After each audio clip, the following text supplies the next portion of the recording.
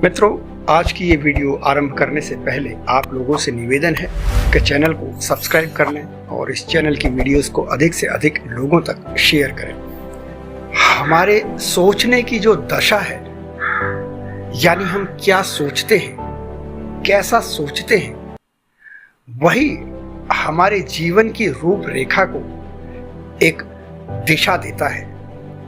हम जिस प्रकार के विचार, जिस प्रकार के भाव अपने अंदर लाते हैं, उन्हीं से हमारा आगे का जीवन एक दिशा पाता है।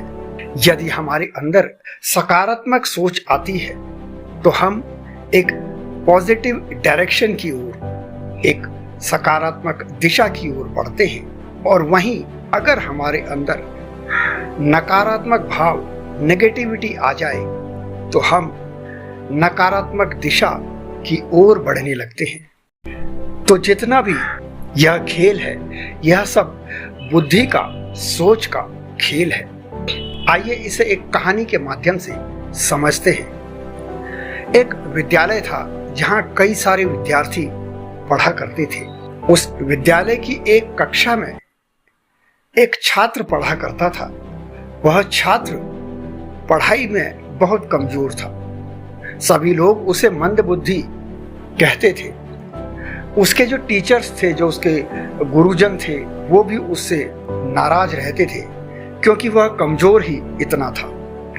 उसकी बुद्धि का स्तर, अगर उसका आकलन किया जाए कि उसकी बुद्धि का स्तर क्या है, तो वह औसत दर्जे से भी कम दर्जे का एक विद्यार्थी था।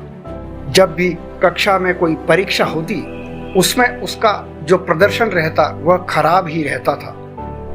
बच्चे हमेशा उसका मजाक उड़ाते थे, हमेशा उसे नए नए संबोधनों से पुकारते रहते थे।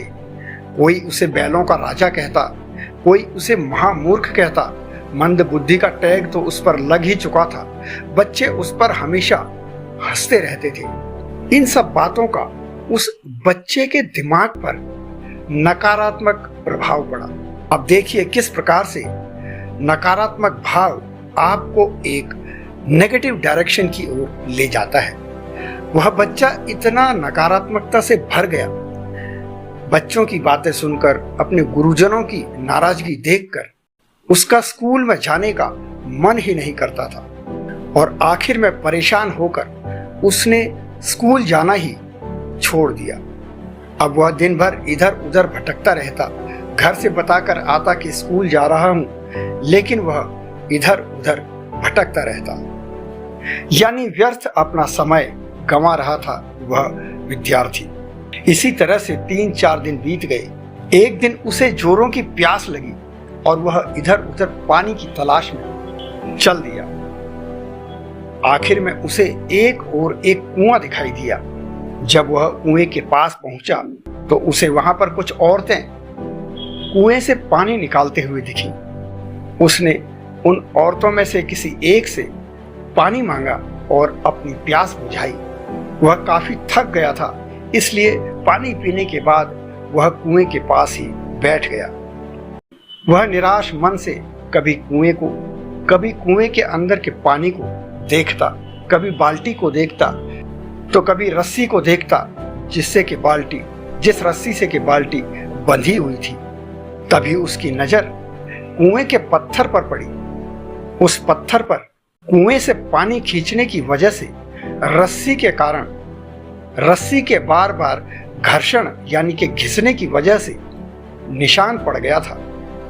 तब वह मन ही मन सोचने लगा कि जब बार बार पानी खींचने से इतने कठोर पत्थर पर भी रस्सी ने अपना निशान छोड़ दिया, तो लगातार मेहनत अगर मैं करूं तो मुझे विद्या क्यों नहीं आ सकती। और यह एक पॉजिटिव थॉट, एक सकारात्मक सोच उसके दिमाग नकारात्मकता से सकारात्मकता की ओर ले गई। उसने फिर से अगले ही दिन से विद्यालय जाना शुरू कर दिया।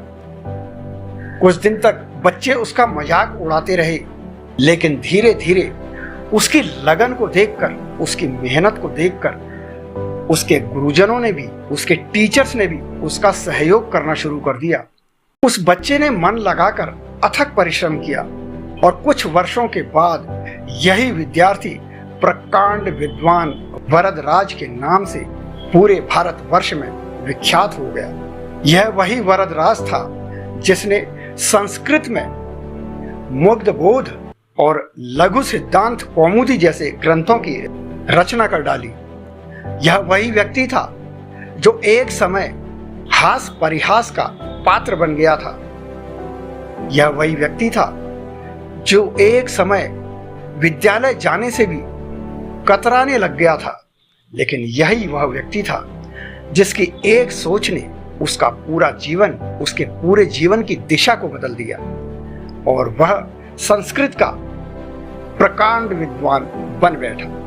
तो मित्रों, यही मन, यही बुद्धि, यही सोच हमें कुमार्ग पर भी ले जा सकती है और सुमार्ग पर भी ले जा सकती है। सिर्फ हमें चयन करना है, हमें विचार करना है, हमें खुद सिलेक्ट करना है कि हमें किस तरह के विचारों को अपने दिमाग में, अपने मस्तिष्क में लाना है और उनके साथ आगे बढ़ना है। आशा करता हूँ ये वीडियो आपको पसंद आएगा। लेता हूँ आपसे आज्ञा, फिर मिलता हूँ एक नई वीडियो के साथ। नमस्कार।